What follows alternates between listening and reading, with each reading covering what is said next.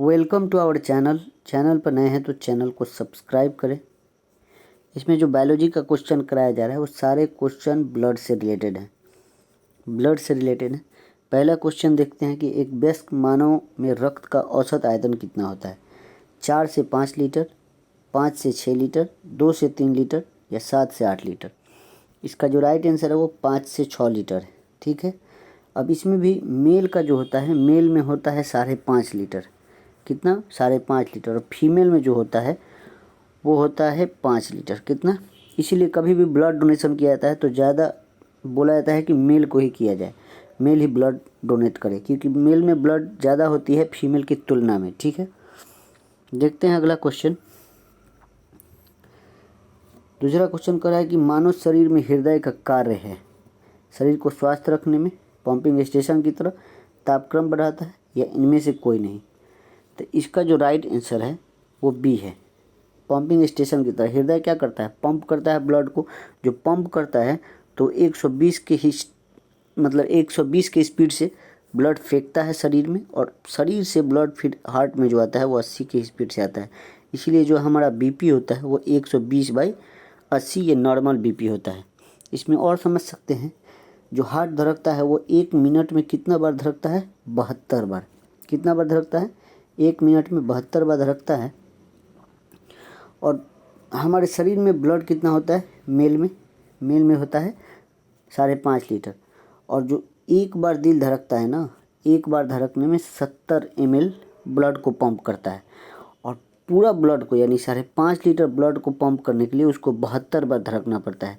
यानी 1 मिनट में कितना धड़कता है? 72 बार। यानी 1 मिनट जब धड़कता है पूरा दिल तो ये 5.5 लीटर ब्लड जो होता है वो पंप हो जाता है। ठीक है, एक बार दिल धड़कने में कितना लगता है? 70 ml ब्लड को पंप करता है, और 5.5 लीटर ब्लड को पंप करने में लगभग 72 बार लगता है। और ये 72 बार जो दिल धड़कता है वो लगभग 1 मिनट में धड़कता है। समझे? देखते हैं अगला क्वेश्चन। तीसरा क्वेश्चन कर रहा है कि मानव शरीर में ब्लड बैंक का कार्य कौन करता है? तिल्ली, फेफड़ा, लीवर, इनमें से कोई नहीं। तो मानव शरीर में जो ब्लड बैंक का कार्य करता है वो तिल्ली करता है। कौन करता है? तिल्ली करता है। अगला क्वेश्चन देखते हैं कि रक्त के प्लाज्मा में पानी का कितना प्रतिशत होता है।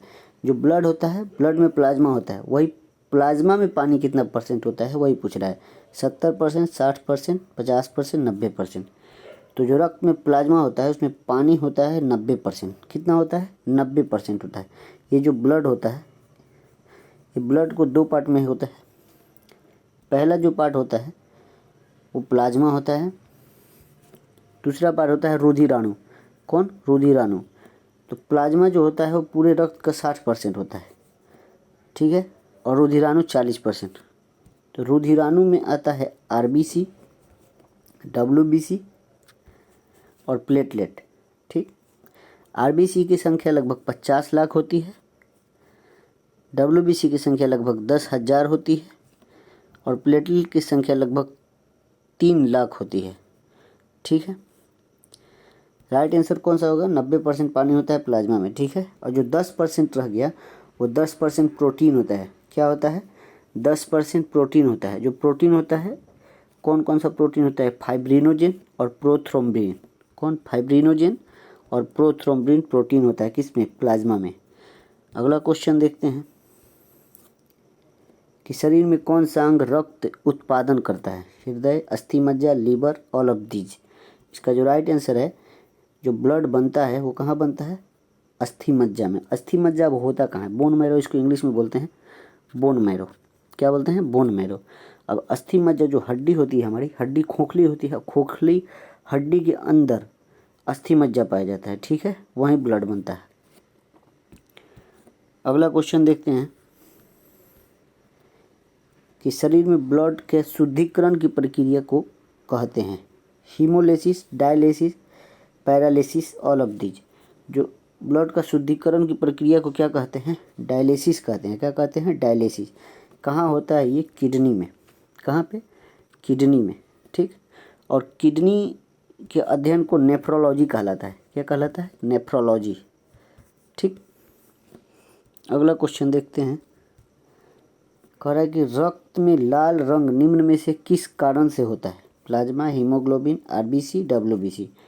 तो जो रक्त का लाल रंग है वो हीमोग्लोबिन के कारण लाल होता है। ठीक है, हीमोग्लोबिन में आयरन पाया जाता है और हीमोग्लोबिन का जो कार्य होता है वो रक्त में ऑक्सीजन को और कार्बन डाइऑक्साइड को परिवहन करना होता है। ठीक, अगला क्वेश्चन देखते हैं। 8वां क्वेश्चन कह रहा है कि आरबीसी का कब्रिस्तान किसे कहते हैं? हार्ट को, प्लीहा या तिल्ली को, लीवर को, ऑल ऑफ दी। तो आरबीसी का कब्रिस्तान कहा जाता है तिल्ली को या प्लीहा को। ठीक है, इसी को प्लीहा कहा जाता है, तिल्ली को कहा जाता है। क्यों कहा जाता है कि आरबीसी का जो काल होता है यानी जीवन काल वो 120 दिन होता है। अब 120 दिन बाद ये ब्लड का होगा तो यही ब्लड तिल्ली में चला जाता है, खराब ब्लड तिल्ली में चल जाता है, तो इसलिए आरबीसी का कब्रिस्तान तिल्ली को कहा जाता है। ठीक, अगला क्वेश्चन देखते हैं कि डब्ल्यूबीसी का कार्य है CO2 ले जाना, O2 ले जाना, रोग प्रतिरोधक क्षमता धारण करना, none of the. Right answer है रोग प्रतिरोधक क्षमता धारण करना। डब्ल्यूबीसी का कार्य क्या है? रोग प्रतिरोधक क्षमता धारण करना है। डब्ल्यूबीसी में एक टी सेल होता है, वही रोग प्रतिरोधक क्षमता धारण करता है। ठीक, अगला क्वेश्चन देखते हैं कि ब्लड ग्रुप की खोज करता है Landsteiner, Wiener, Leeuwenhoek, all of the. तो जो ब्लड ग्रुप है वो खोजे हैं लैंडस्टीनर ने। कौन? लैंडस्टीनर ने ब्लड ग्रुप का खोज करता था। ठीक है, ऐसे वीडियो देखने के लिए हमारे चैनल से जुड़े। मिलते हैं हम आपको अगले वीडियो में। जय हिंद, जय भारत।